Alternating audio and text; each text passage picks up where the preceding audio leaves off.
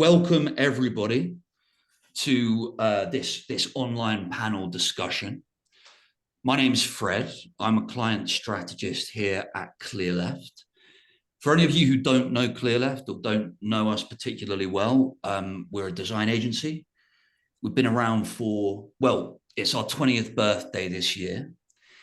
And we work on every kind of design project imaginable, really, everything from user research to usability testing, UX design. We build stuff as well. We do trainings and workshops. We do events. But the reason that we've convened this online panel is because last year we became aware that more and more of the prospective clients that we were talking to were interested in the neurodiversity of their audiences, and they wanted us to think about how we could help them design their product or their website better for their neurodiverse audience. And it was happening more and more. And we also had one particular prospective client who was designing something specifically for neurodiverse people. So that kind of combined with the fact that neurodiversity and the idea of neurodivergence seems to be seeping more and more into public discourse.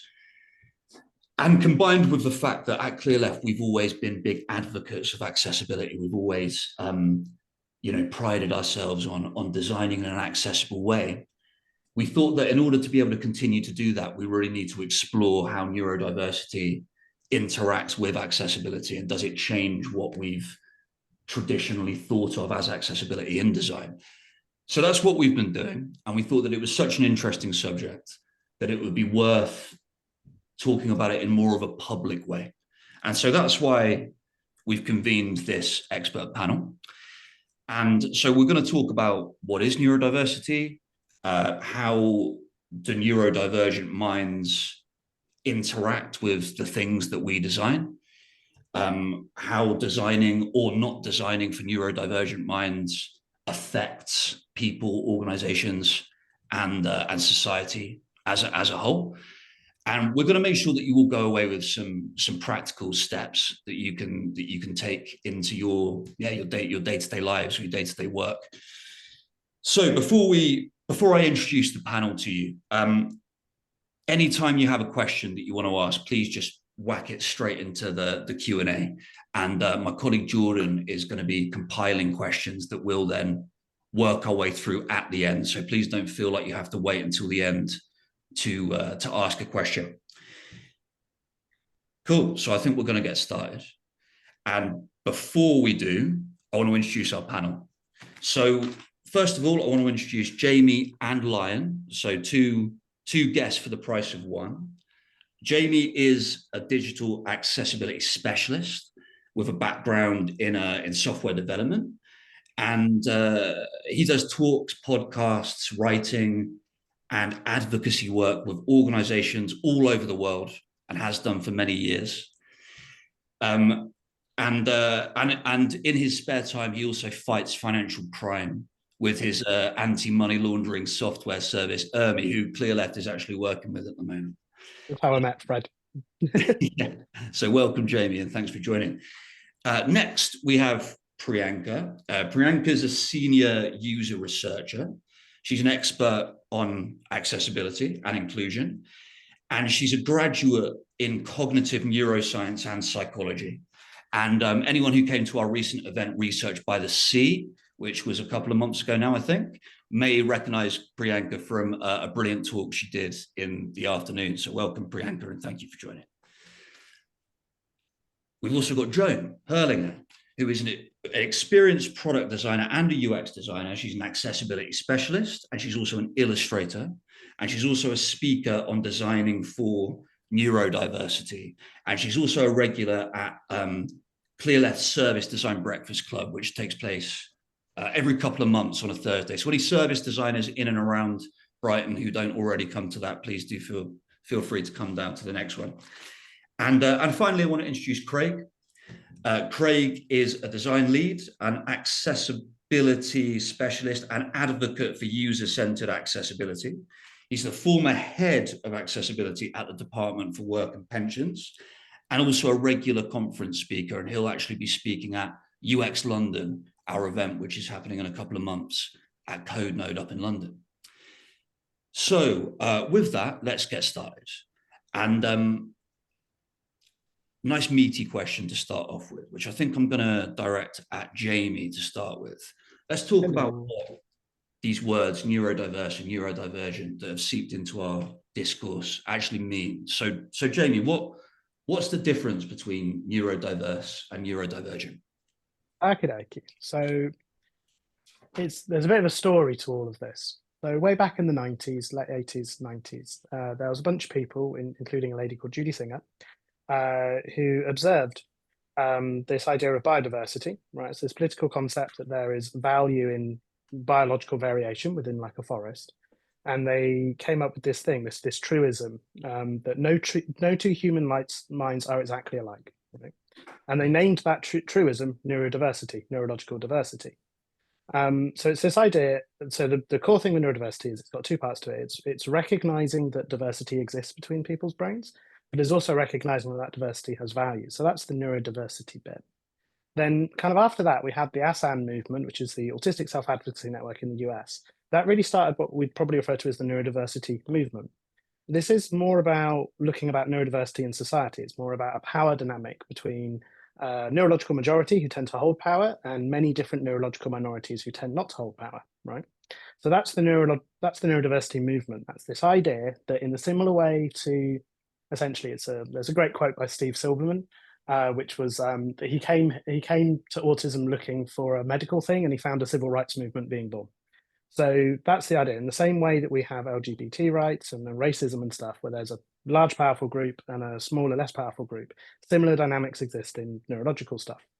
So that kind of led to the language of describing people who are a member of that neurologically majority group, sometimes called predominant neurotype or neurotypical. And then also a way to identify people who are not part of that majority group. And the thing is, there's lots of different minority groups, but what we all share in common is that we're on that minority side. So we would be neurodivergent. So there's a kind of like a summary. Neurodiversity is a concept, and it's describing a group of people. A group of people can be neurodiverse. A single person can't be neurodiverse. We've only got one brain. Although if you know someone with multiple brains, that would make them super neurodiverse because like they're twice as much brain as everyone else. So that's neurodiversity. That is the concept that no two humans are alike. And a neurodiverse group is a group that has broad diversity in their neurotypes. A neurodivergent person or a neurodivergent individual is like me, one of the people who are a member of that minority for whatever reason. And there's lots of different reasons why you might be. So that's kind of neurodiversity and neurodivergent. They sort of overlap with medical things, but they're not actually defined by medical things. It's a position within a power dynamic within society. There you go. How's that for an answer? Neurodiverse, right? Every individual on the planet is neurodiverse or not? Well, everybody is part of neurodiversity because we're part of a community, right? But the community would be neurodiverse. As an individual, we can't be neurodiverse because there's only one of us, right? But we would be neurodivergent, right? If within that society you're atypical, then you would be neurodivergent. And it's interesting because one of the people who came up with it, Judy Singer, and a bunch of other people, it's not just her work. Very importantly is it's a social political identity. It's not medical and it's not scientific. That's the whole point. We're describing our experiences within the world, not describing a specific medical thing. So for example, I can safely say that a lot of neurodivergent people will find it very hard to say access public services or healthcare. They might have completely different reasons for why, but it's because those things weren't designed with neurodivergent people in mind, because we're the minority in this one. It was designed with the majority in mind, and then minorities tend to get left out. Similar sort of thing happens with racism, sexuality, and gender stuff as well. So yeah, so that's kind of the world that it comes from. Okay, yeah, how's that? That's great. Craig, what would you add to that, or how does that chime with how you think about those two words and what might be different between them? Yeah, I think it all aligns with my way of thinking as well. I mean, the idea of biodiversity I really liked. The idea that like a single tree can't be biodiverse. I think it's a good analogy. Yeah. But yeah, I think one of the interesting points, I suppose, is the term neurotypical that gets thrown in. So obviously neurodivergent is somebody that doesn't think in a typical way. And I think what's interesting about that is it's estimated around 15% of the UK is neurodivergent, and the numbers like going up as diagnosis for things like ADHD and whatnot's getting better. So I wonder if there will be a tipping point at some point where like if neurodivergent people made up more than 50% of the population would you're onto a thing here. And it's one of the reasons why I like drawing the distinction between neurological majority and minority. If you go into most software development companies, a neurotypical is not actually the most typical person in that environment, but it's almost certainly a neurotypical person who designed the building, designed the layout, set the goals, right? So it's recognizing there's this difference in power dynamic. And yeah, I've been to a conference called Auticon, which is run by and for autistic people. And in that environment, we are the neurotypicals. We have the power. And I can remember making a joke that like, okay, you need to know the first 50 prime numbers to come into this room, because that's just basic knowledge, you know. And I can remember some neurotypical people going, but no, that's ridiculous. That's ridiculous. I'm like, yeah, it feels weird the other way around, doesn't it? You know, what color is Gordon in Thomas the Tank Engine? You know, this is a base expectation. You know, everyone's going to frown at you and think you're stupid if you don't know. You know, that's not totally similar. It's just, you know, taking the opposing side of that and using the same power dynamic, right? It can lead to some things. There used to be a website for the Center of Study of Neurotypical People, because with enough therapy, we can train neurotypical people to not be neurotypical anymore. You know, if we really believe in them and we put the time in, we can teach them the first 50 prime numbers. You know, it's doable. We can do this for them. And it just kind of highlights it. Yeah. I also just want to jump in there and say that midlife women that get diagnosed in the middle of their lives, at the same time maybe going through menopause, and I think that some of those the inability to pay attention and things like that, some of those ADHD things sort of pop up in even someone who may consider themselves neurotypical, you know, then suddenly all of that happens too. And I wonder around diagnosis at that time too, or even just, you know, acceptance and so on. Yeah, one of the phrases I use for people is people's bodies change over time, right? I have a spinal cord injury, hence the strapping lovely blue chair and big straps. Our bodies are always changing, and when our bodies change, our needs and what we need from the environment change with it. And when we do that, we might go from a majority to a minority. You know, most people don't use a wheelchair. However, most people over 90 probably do. So as we change through our lives, we start off in often a majority position, and then we become a member of the minority. And once that happens and that transition happens and people start getting excluded due to barriers relating to that, they suddenly see a side of the world they've never seen before. With things like the menopause or things like COVID, lots of things in the world changed very quickly, and a lot of people suddenly found themselves experiencing barriers they didn't have good coping skills for or masking skills for, and therefore they kind of ended up seeking diagnosis. They sort of learned about that side of themselves that had previously not been kind of surfaced by the environment or the situation. So yeah, it's kind of interesting how people can move in and out of it. One of the things that I would say though is a little bit like racism, and this is a really important thing. If somebody has always been neurodivergent, right?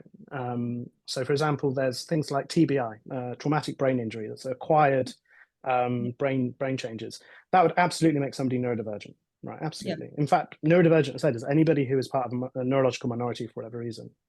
If somebody recently had a TBI and they're experiencing the world from a neurodivergent perspective for the first time, that is very different to someone who's always been neurodivergent. In the same way that you can't dabble into being a different race if you've not experienced bringing up in that environment and that structure and with those challenges. Now, of course, as people come into neurodivergence or becoming neurodivergent over time, they start to see that perspective and they join our communities, and then we can help them build tools and techniques and whatnot. But there is a fundamental difference, you know, between acquired neurodiversity and kind of innate neurodiversity. They're different experiences, equally valid, but different. And sometimes it's good to be able to tell the difference. And it's not quite the same as diagnosis either, or identification, because someone who's diagnosed autistic or ADHD, they've always been autistic or ADHD. It's just they've only just got the label. You know, they've always experienced those barriers, which is different to like a traumatic brain injury where it's a change in someone's body. Sorry, I'm probably monologuing too much. Does that make sense? Hopefully that will. Yeah, that does. That absolutely does make sense. And there's a couple of things that we might come back to as well in how people can people who might consider themselves to be neurotypical or have never considered themselves to be neurodivergent might experience that at times due to different things. I want to bring Priyanka in. And so we've kind of talked a bit about, okay, what is neurodiversity? And a theme that's coming through is this idea that neurodiversity describes how everybody's brain is different. But these designed environments are often what creates this experience of being neurodivergent, right? The environments being designed in a certain way according to a certain average, perhaps.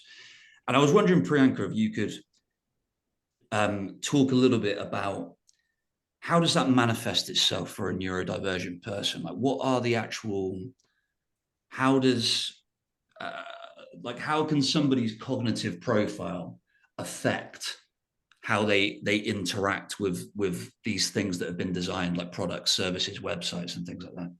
Yeah, that's a really good question. And I feel like even within people who are all defined as neurodivergent, that experience is going to be different, because people's cognition and behavior and their lived experience and their education is different.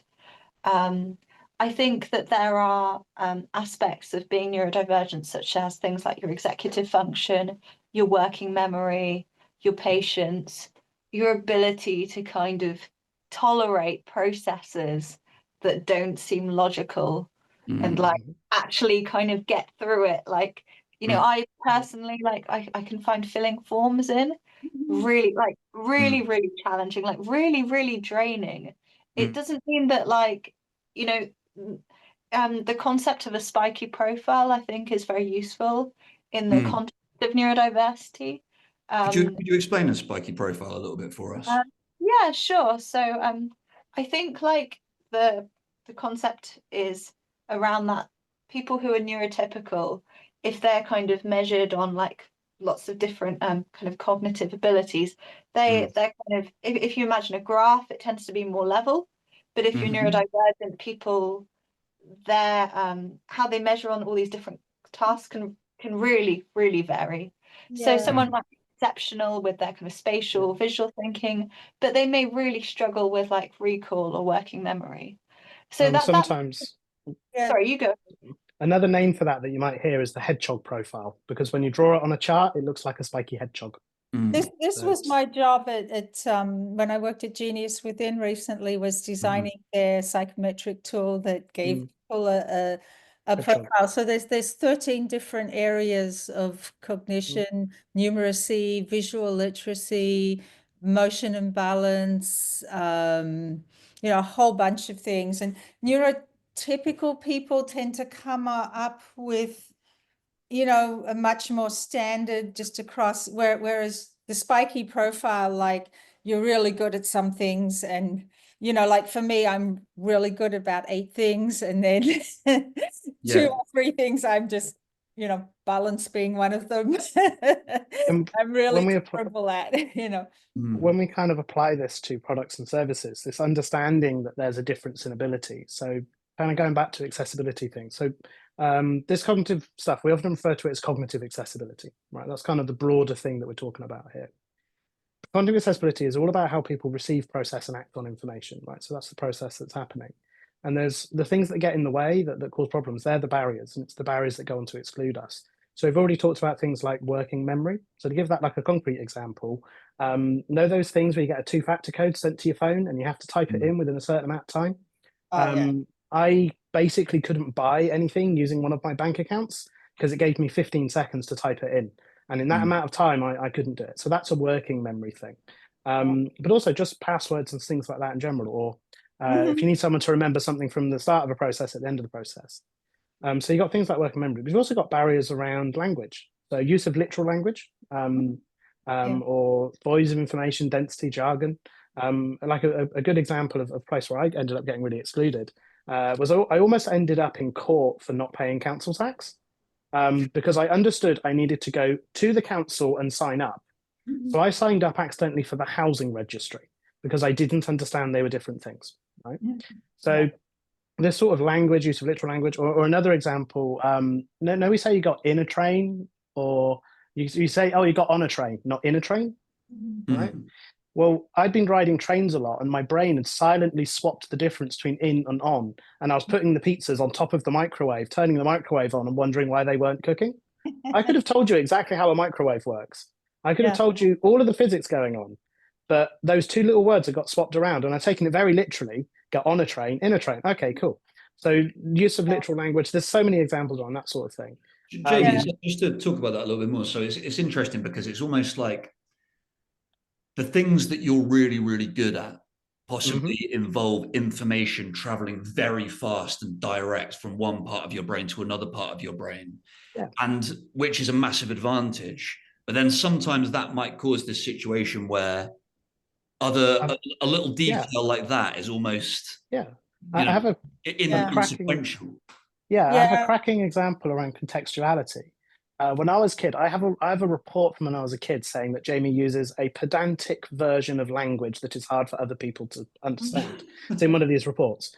I also have a message from somebody at the W3C going, Jamie is becking brilliant at writing specs and standards and getting involved in specifications, right? That ability to be very precise is part of why I'm a software developer who writes financial crime detection tools. Because when the other person goes once a month, I'm like, how many days are in a month? Do you mean a calendar month? Do you mean it's very contextual, what is a strength and what is a weakness. And often what happens is in a school environment, things that are seen as weaknesses actually become strengths once you work in the independent big world, right?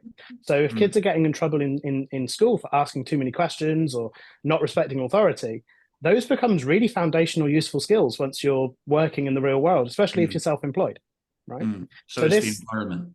It's the environment, and it's the contextual understanding of that environment. And there's this word that we use called neuronormativity, which is a nice word, which is the baseline assumptions about what is good or what is right or what is wrong based on neurotypical expectations. So eye contact is a neuronormative assumption. Turning up to a thing like this dressed in fancy clothes is a neuronormative assumption, right? Once you start knowing where the neuronormative assumptions are and start challenging them, you can kind of start making really good progress. Hopefully that makes sense. Let's stay on this spiky profile idea for one sec. Joan, I'm going to come to you in one sec. Craig, like, does that spiky profile thing, is that something you personally relate to? Have you had this? Because what can often cause the problem is that disparity between how good someone is at one thing and how much they struggle with something else, which to some people seems, I don't know, easy or less. Is that something that you've found in your life? Yeah, for sure. I think there's kind of what Jamie alluded to. I think there's sometimes where there's things that you can do which other people kind of marvel at and see it as magic because you're writing code or whatever. And then there's other things where you can't even reply to an email because the cognitive load of that just seems huge. So I think like in terms of organizational things and tasks and managing to track everything that I've got to do and whatever, like I often struggle. I've got all kinds of different coping strategies and whatever for things that seem so easy to other people, but then I can just put my head down and code for like 10 hours. And to me, that's easy. And it's like, I think there's obviously like these different things, but I think in terms of that frustration, I suppose, that comes with the normal thing, like the things that most people find relatively easy. I think it's sometimes the burnout that comes with that as well, because I think like I can absolutely do those things if I have all my coping strategies in place and I make a real concerted effort to do it. But the tax that it takes to do that means that I can only do it for sustained periods of time before I eventually won't do anything. Can I put two little words around that are really useful for describing this process? So we quite often use a thing called spoon theory, the idea that you measure energy in spoons. So when you do a thing, it costs spoons and you only get so many spoons a day. So that's kind of thing number one, the idea of how much we get done for what cost in spoons is often quite different to other people. The other thing is there's this thing called monotropism. So monotropism, it came from a friend of mine and another friend of hers. And weirdly, I had my spinal cord injury and I was staring at the ceiling 23 hours a day. And suddenly I was able to do phone calls with somebody who you previously struggled with phone calls. And I was suddenly able to do all these different things. And the reason why is I'm monotropic. And that means that my brain works really best when there's 2 or 3 things going on and nothing else. and I do my best things in these flowy attention tunnels, as we call them.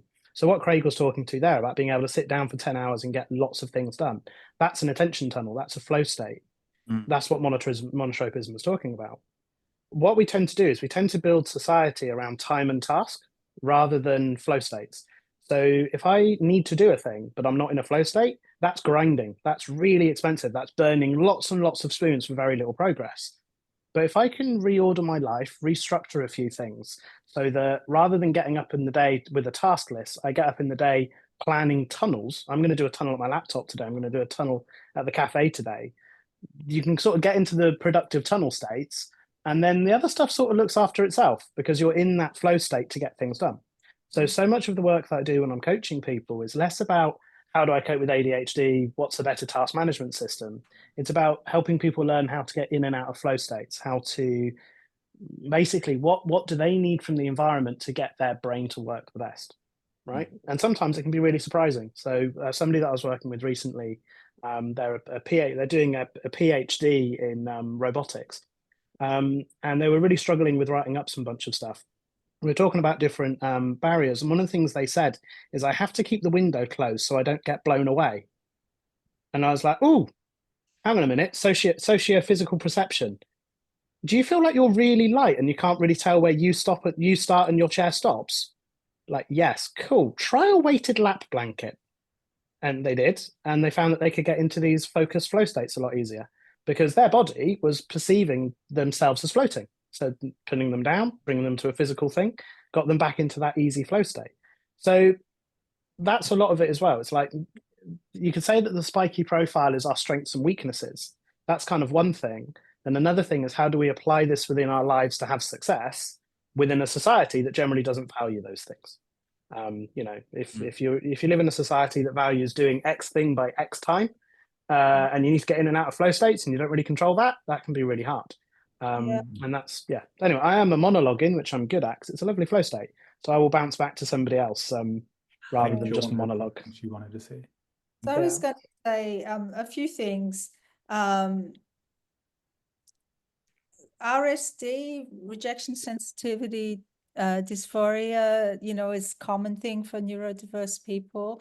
And I just think in terms of interacting with neurodiverse colleagues, Genius Within, everybody, probably 90% of the people, and different kinds. So it's a matter of like, when you have to ask somebody a question or you need information from someone, like it's important to allow them to answer in a way, or to have the time to think about something. Like, for example, I do not like to be put on the spot. If somebody asks me how long something's going to take, sometimes I can say 5 minutes, but sometimes I need to go away and think about it. Or they'll ask me at a time when I've been working really hard and I don't know, I'm feeling like not in a good flow state. So then, so just sort of having empathy for colleagues and understanding that everybody, has a slightly different user interface, as part of our condition as well.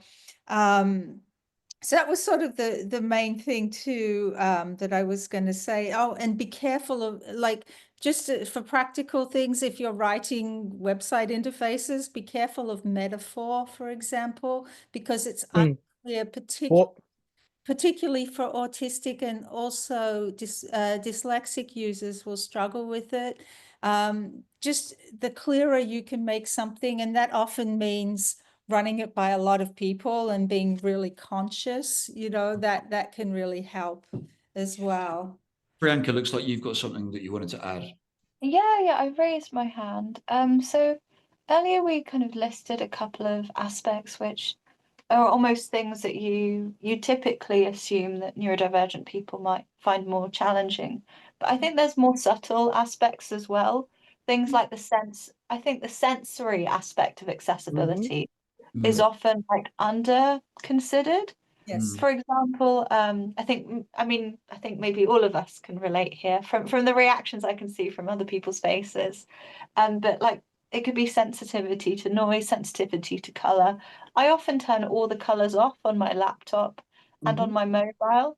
And if something has been designed, if you're not able to interact with something with grayscale, that's often suggesting that they might have not considered multiple different ways that people might be interacting with a you're coming back to the idea that it's the barriers that disable us, and the barriers come from the assumptions made by other people who design and make things.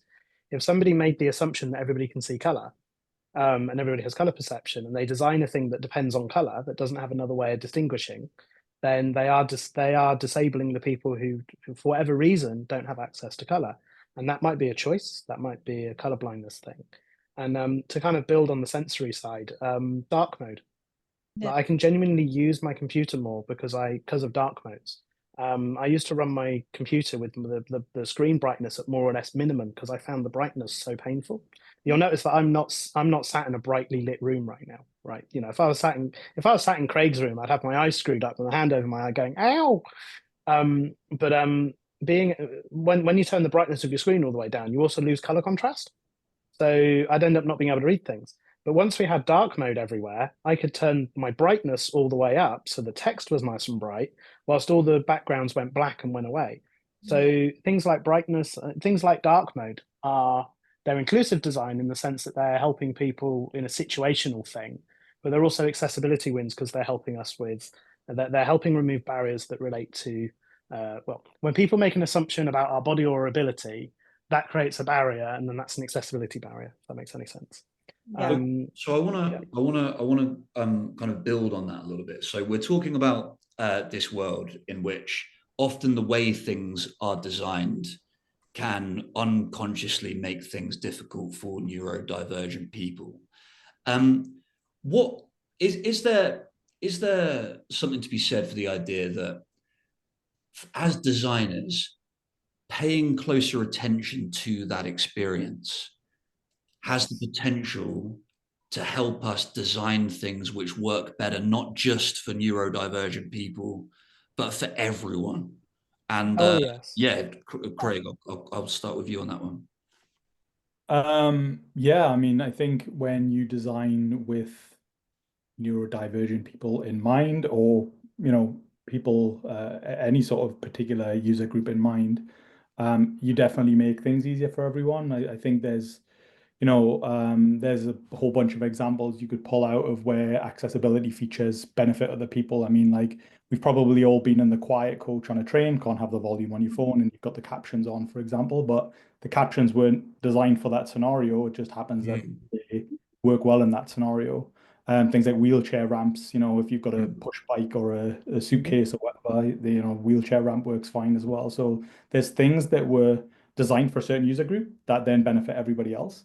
And I think the same applies to anything. I mean, if we look at digital design, you've got things like if you've got clearer layouts, like less clutter, UIs, simpler language, these all help people who are considered neurodivergent or might have cognitive impairments and things. But I don't think I've met anybody who's neurotypical that's been really irritated by the fact that the language is now easier to understand, or that the outcome is cleaner. So I think, and I think one of the interesting things as well is like how much sometimes, because when we think of neurodivergence and neurotypical, we think that like they're permanent states. And I think there's a lot of stuff where if you build them for people who are neurodivergent, they'll help neurotypical people who are going through particular periods of their life or particular things. So like when I was just going to say, when I worked at DWP, I worked on the bereavement service, and we found really interestingly that like bereaved people often operate very much like neurodivergent people, in the sense that with brain fog and burnout and the ability to manage tasks, and a bereavement is something that everyone's going to experience at some point. So sorry. I've got some examples that build on exactly that. So when we say about designing for neurodivergent people, what we're really talking about is cognitive accessibility, right? So what it is as designers and developers, we need to rid ourselves of the assumptions we're making about other people's brains, what they can and can't do. That's the first thing, is it's the assumptions we make as designers and developers that create the barriers. But also people experience state changes. So one of my favorite ones is City Mapper, the app. On Friday nights have larger icons because it's being used by more drunk people. and drunk people have less precision with their mobility. So that's like a slightly funny one, you know. But there's also some real serious ones. So I spent 11 years working at the BBC, 7 of which doing accessibility stuff. And we would deal with things like, okay, this is a page that's going to be shown to people on the underground whilst there's a terrorist attack. That's a situation where people are in crisis. When people are in crisis, they do not have the cognitive capability they have when they are not in crisis. And I was chatting to Fred the other day, and another example of this is when people are fleeing abuse and they get to the train station and they want to buy a ticket. They want the next train to anywhere that they can afford. That's not a button on that user interface. And there was a period where people would find themselves in really bad situations because they couldn't order a ticket to get out of there because the system was like, where do you want to go, rather than why. I was chatting to Fred about this the other day, and one of the things that I recently learned about is a scheme called Rail to Refuge. This was such a big issue that what you can do now is if you're going through a women's aid charity, they'll find you a place in a refuge and then organize all of your travel. And if you are fleeing to a refuge, you have universal free travel in the UK. You just have to tell the person and you will be fine. You will not get in any trouble.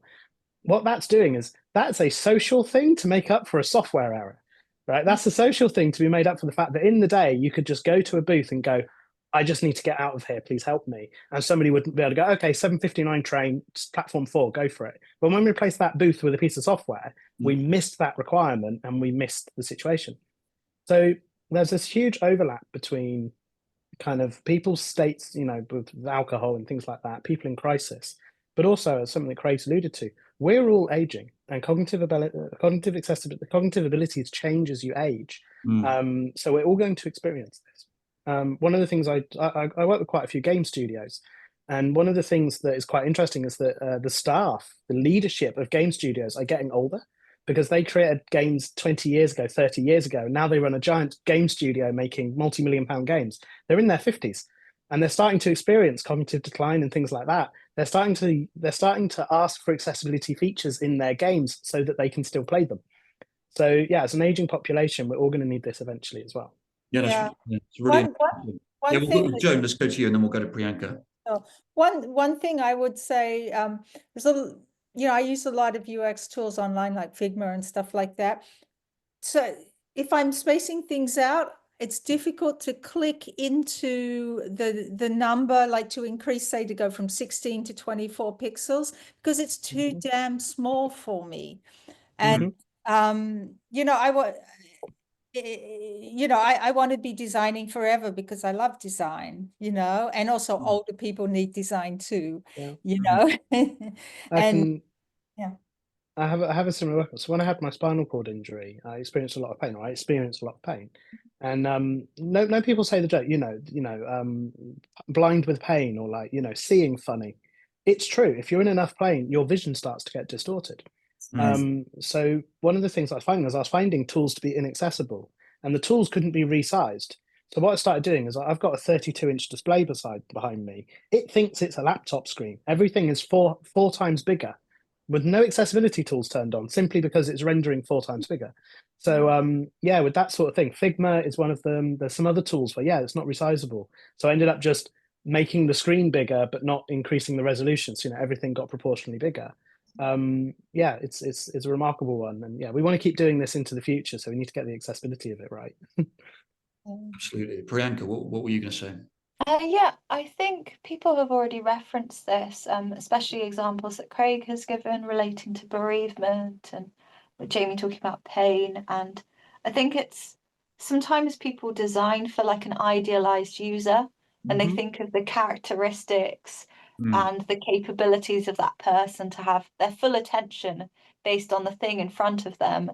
But that's very unlikely. Like we expect things from our like hypothetical users that we wouldn't actually that are not realistic in terms of their, you know, their literacy with digital, their ability to kind of have an archive of their own information, their ability to remember things like passwords and what they've already done, what they've already interacted with. I think something like that I find interesting, working memory is one of the things that I find challenging, but So things like gentle reminders can be useful. But I had a physio appointment yesterday and I got sent something like 7 reminders. Like it was incessant. Like I got so many text messages, so many email messages, and it was actually really disruptive because my appointment was like late in the day. So throughout the entire day, I'd already set my own reminders. There's an element of like, okay, this is going like overboard. I'm still like, you know, I'm still relatively sentient despite being neurodivergent. There is like, it's a real spectrum of needs, and obviously people do struggle with different things, but yeah, like we're still like intelligent, capable people. Joe, gonna say something? Oh, I was going to say the messaging can turn into nagging, especially like, you know, I have an iPhone and Apple Watch. Oh, you haven't done enough exercise today, but you still have time. And it's like, you might be sick, you know? It's like, I don't have to do the same thing every single, and it's that thing of making people, triggering trauma in people, you know, a little bit, you know, it's a design issue, you know, that is often not thought of. There's also an underlining thing here around the role of autonomy. So one of the things that was really instrumental to me having the life that I have now is understanding that autonomy is the ability to make decisions about my life, and independence is the ability to do them on my own, and they're different things. When you have something that is nagging you, the difference there is if you have asked for it and you have made the decision for it, it's different. If something is being pushed on you and you don't have a way to turn it off or modify it, then it's taking away your autonomy in that situation. Designing things with autonomy in mind, it can actually be quite tricky because often you don't know what the user wants, so you have to guess.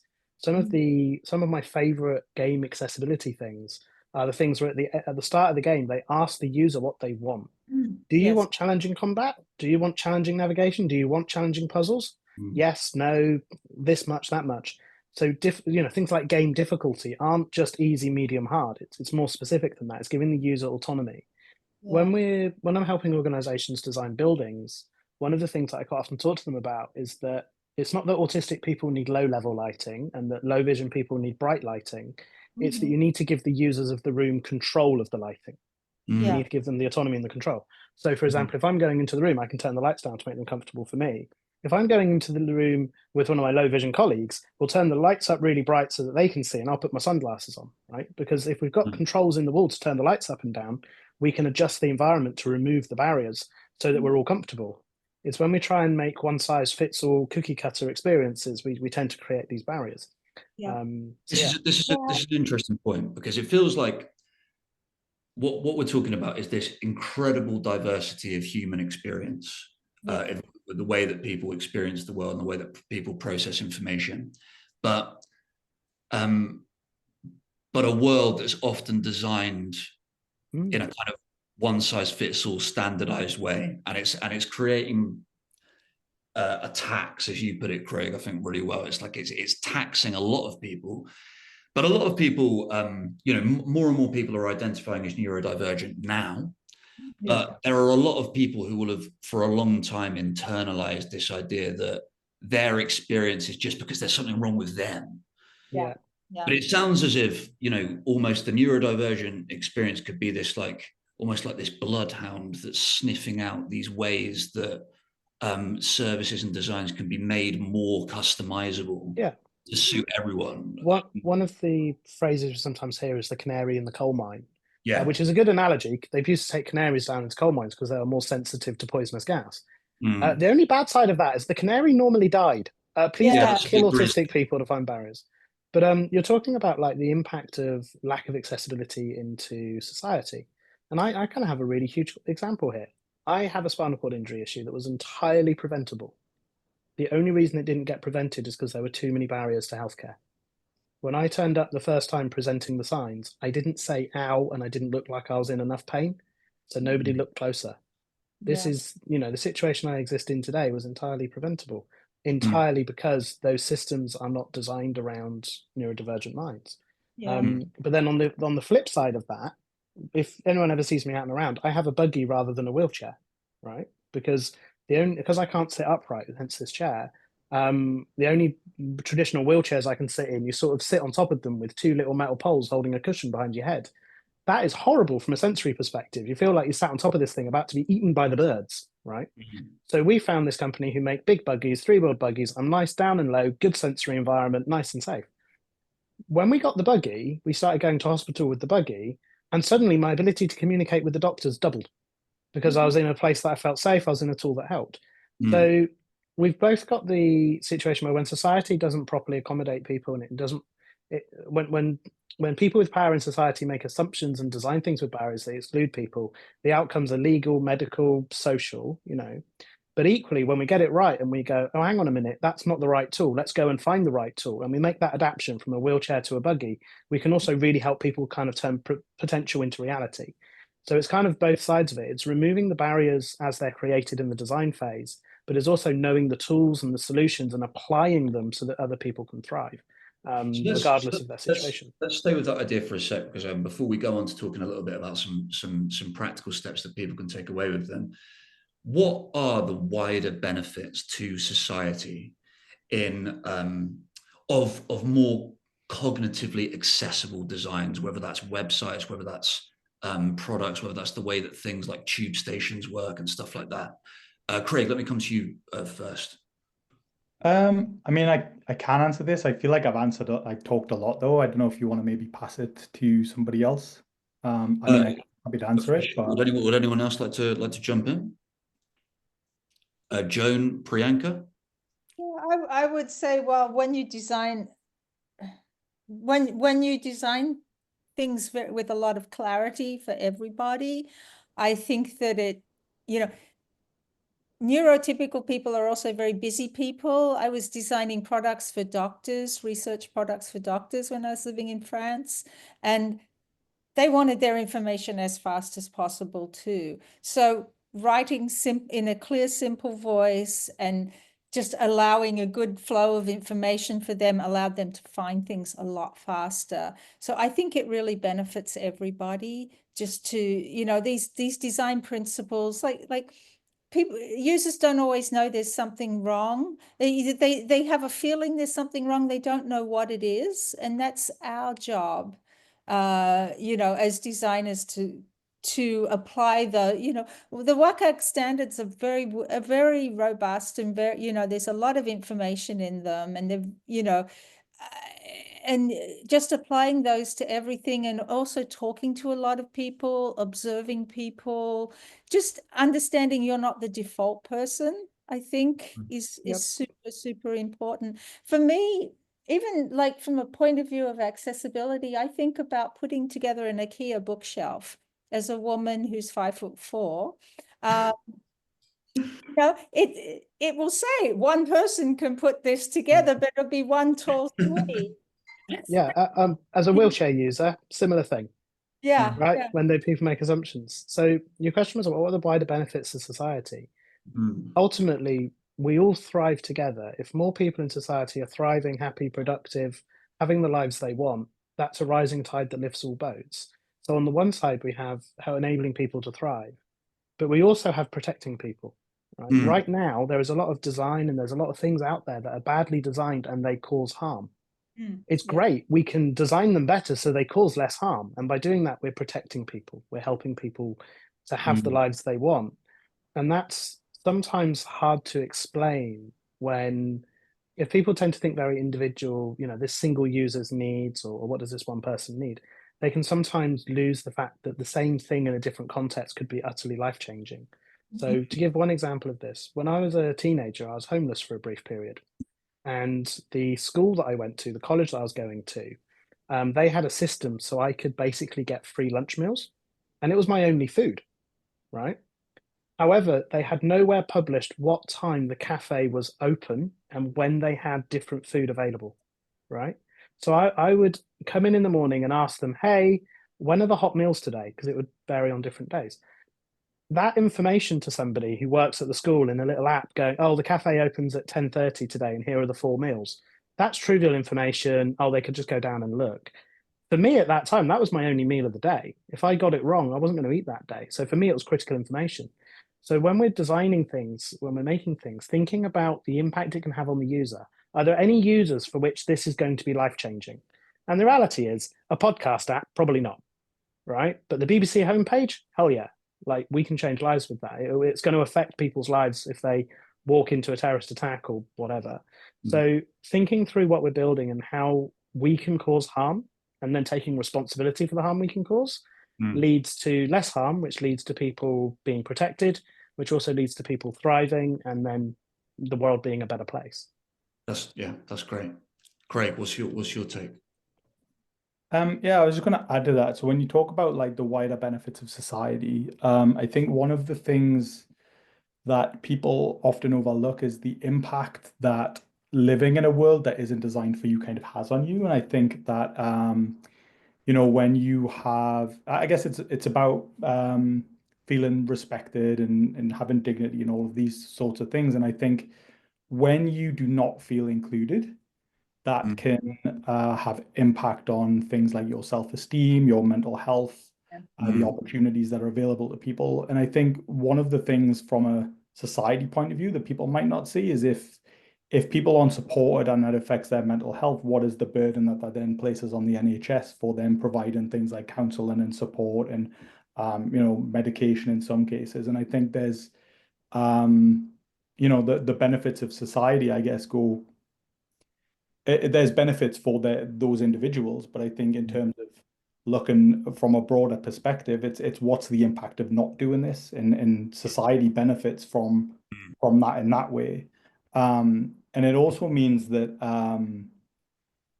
like from, I guess if we look at organizations that operate in society and we look at like job opportunities and those sorts of things, when you have neurodiverse workforces in an area, products tend to be better, services tend to be better because you've got different people thinking in different ways.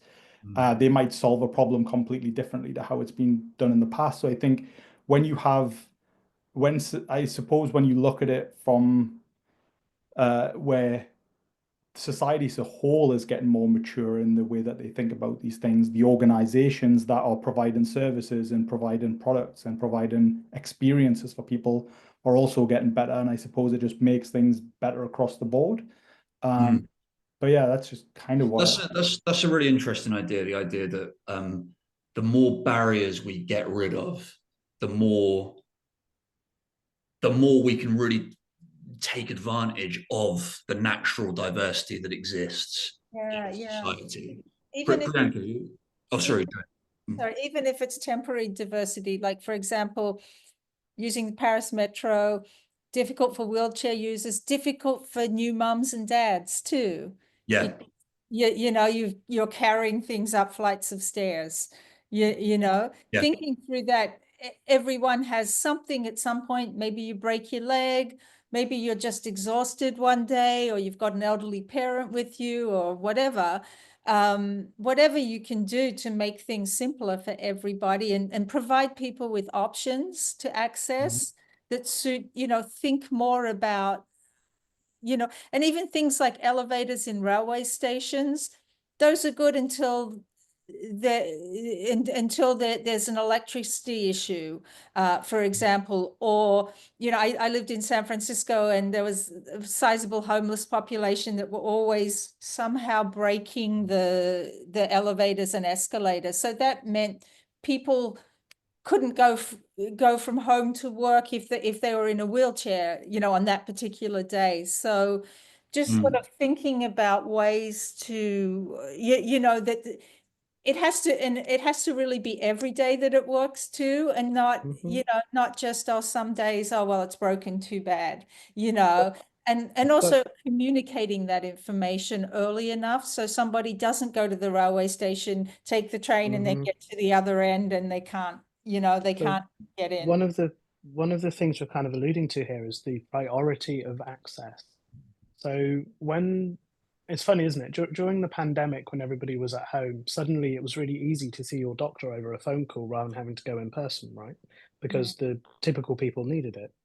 So often, accessibility staff is left as a bolt-on rather than integrated. Yeah. One of my favorite things is there's some deep level tubes that can only be accessed by lift. Those lifts are very reliable and they're well looked after because everybody has to use them.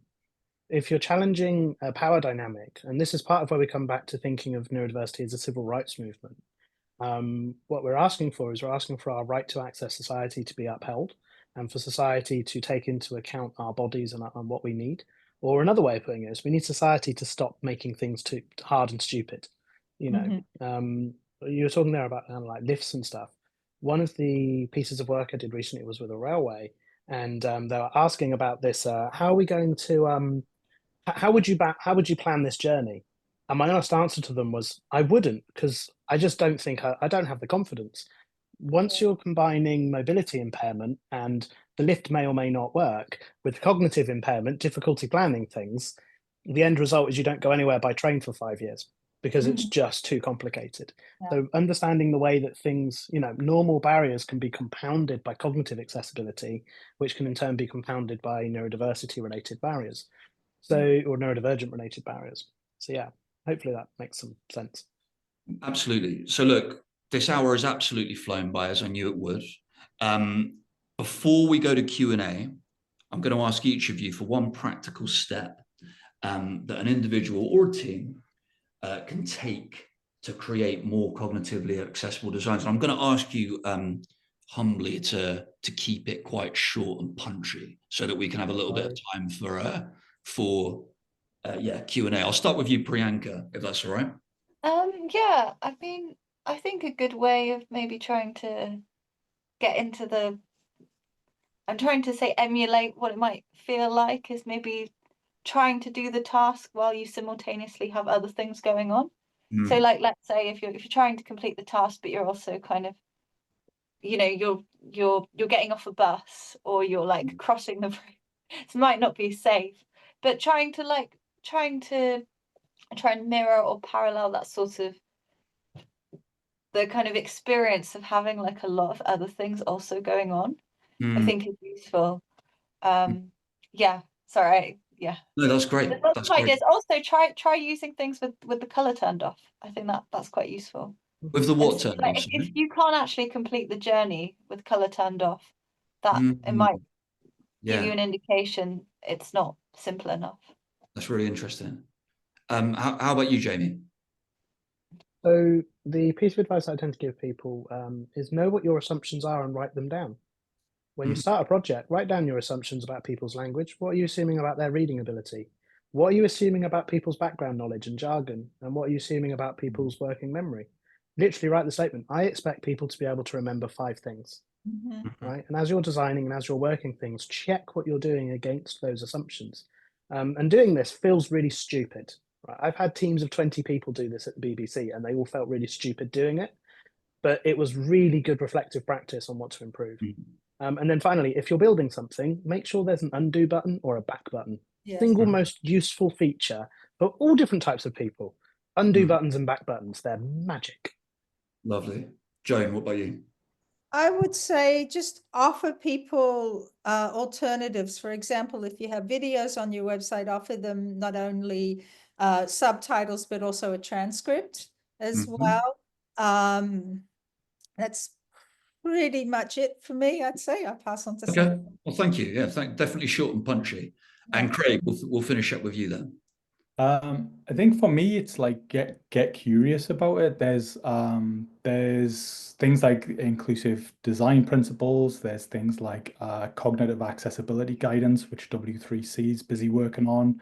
So there's a bunch of kind of guidance out there for how to design things better in theory for people who are neurodivergent. I think just that's probably a good place to start. And then as anything, just validate it with user research, include people in usability testing and those sorts of things. Just talk to people that you're designing a product for. I know that often seems like an alien concept. Why would you do that? But yeah, talk to the people that are going to use it and make sure that it works. I think also it's like important to remember that like neurodivergent people are not a small group. Like even these are massive percentages, and if it's like a government service or if it's something used by a lot of people, you're talking millions of people, and like it's also invisible. Like other people can't tell. You can walk into a train station, you can't tell how many people are neurodivergent. You can't tell how many people have long-term health conditions. A lot of these barriers and issues and challenges that people are going through, a lot of the battles people are experiencing, they're invisible to other people. Yeah. Thank you. Yeah, that's great. Thank you all. What we're going to do now is we're going to move to, we've quite a few questions coming in, so we definitely won't be able to answer all of them, but I wanted to address a couple of the questions over the next 30 minutes or so before we finish up. So first question that we've had through is, can a neurotypical designer truly design for a neurodiverse audience, or is it necessary to directly involve neurodivergent people in the design process? Anyone particularly would like to jump on that? I've got a short answer for you. Go on. Can neurotypical people effectively design things for neurodivergent people? No. Should they involve neurodivergent people in the process? Yes.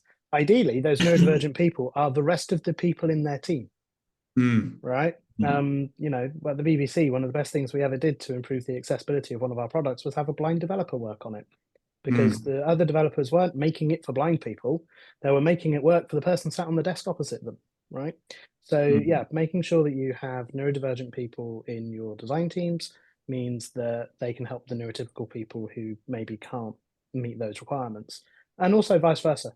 Like, as a neurodivergent person, I do sometimes need neurotypical people to help me do stuff, because that's also a large part of the audience that I have to design things for, right? So it kind of goes both ways.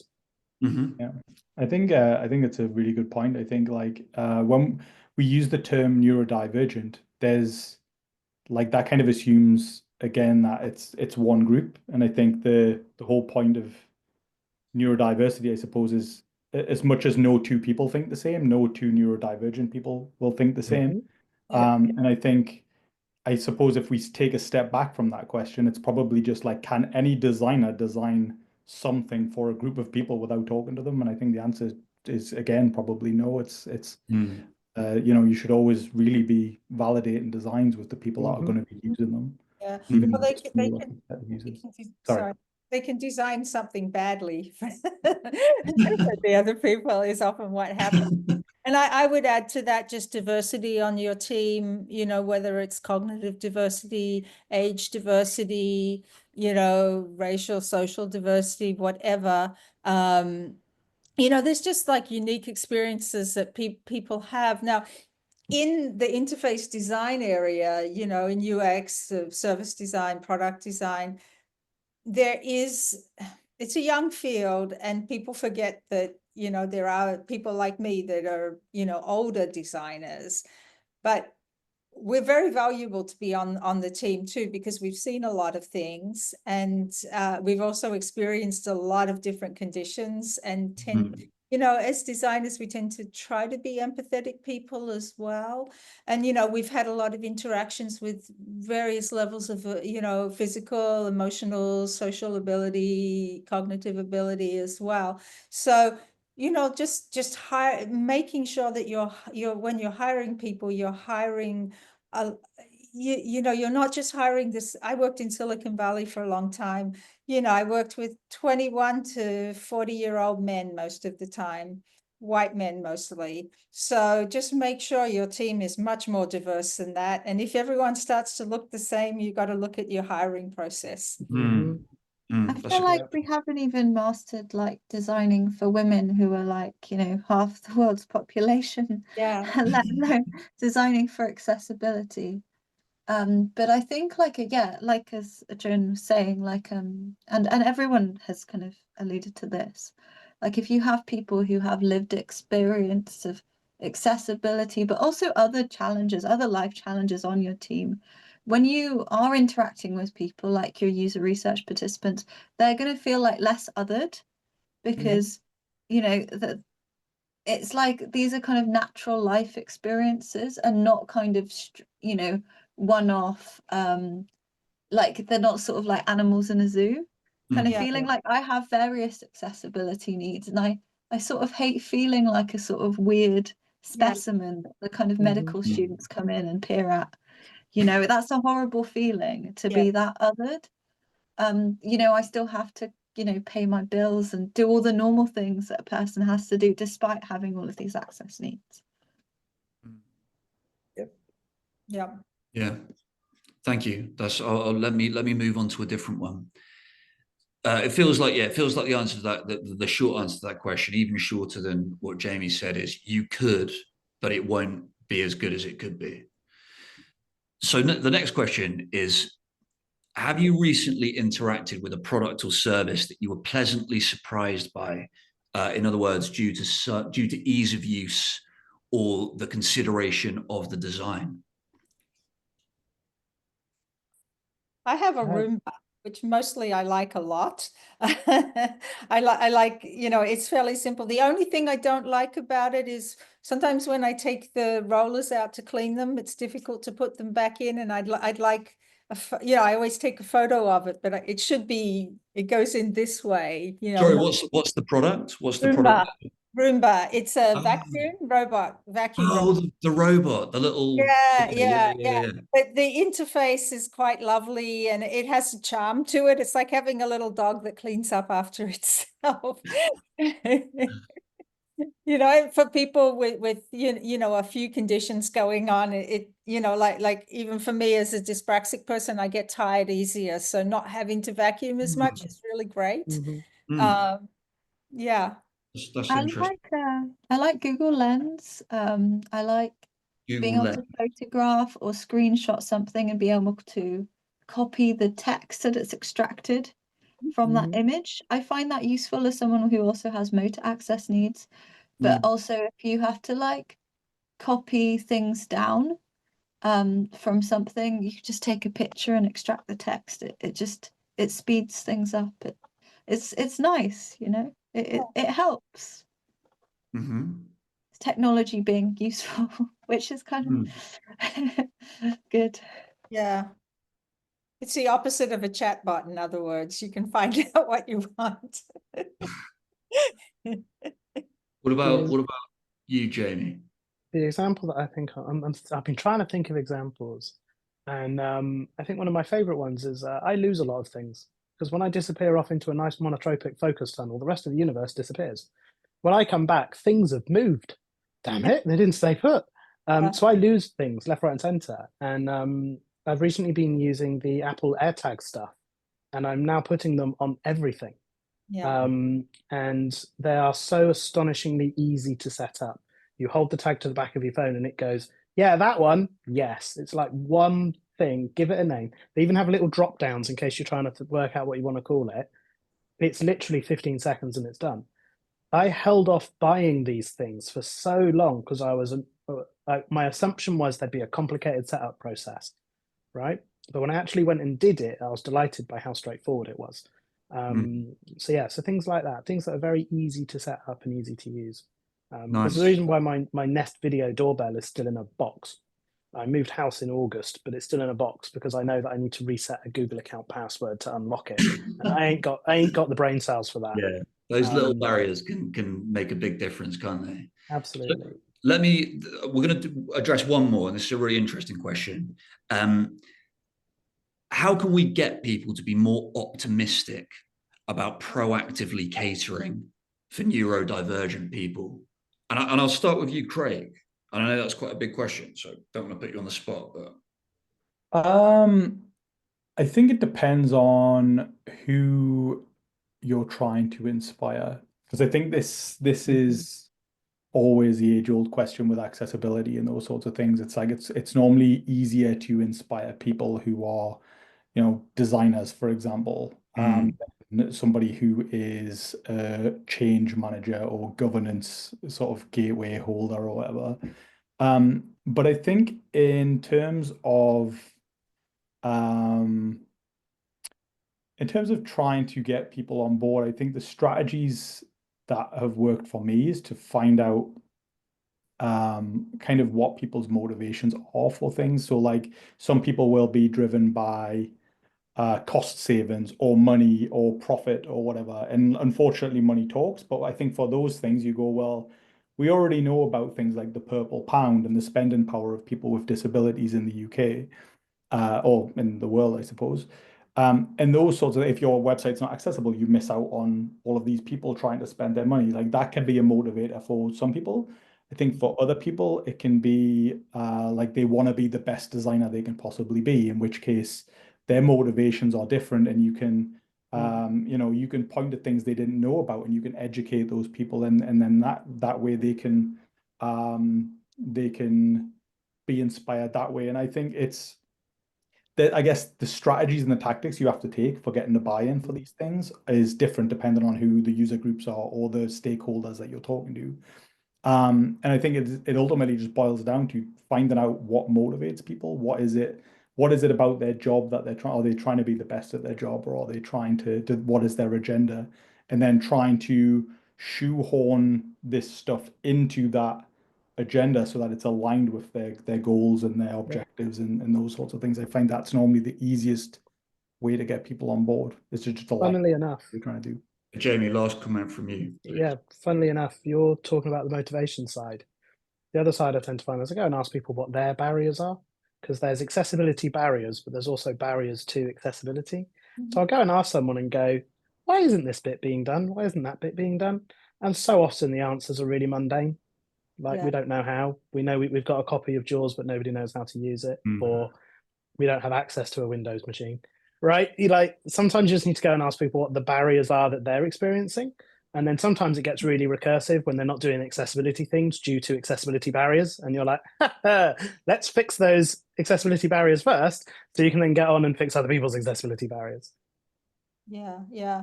But staffing too, not having enough people is also a huge one too.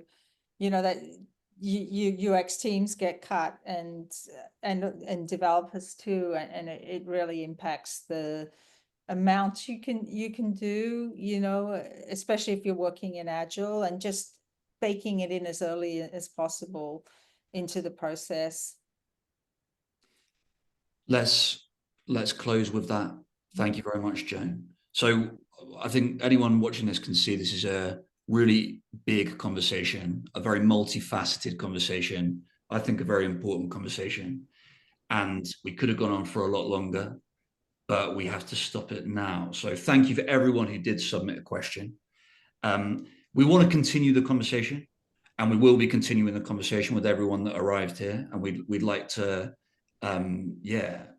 hear more from all the people that attended this session about what really interested them, what sparked their imagination, what really resonated with them. And as a close, I'd like to say thanks to everyone who attended. And I'd like to say a massive thank you to Joan and Craig and Jamie and Lion and Priyanka for sharing your thoughts and sharing your experience with us. It's been a brilliant conversation.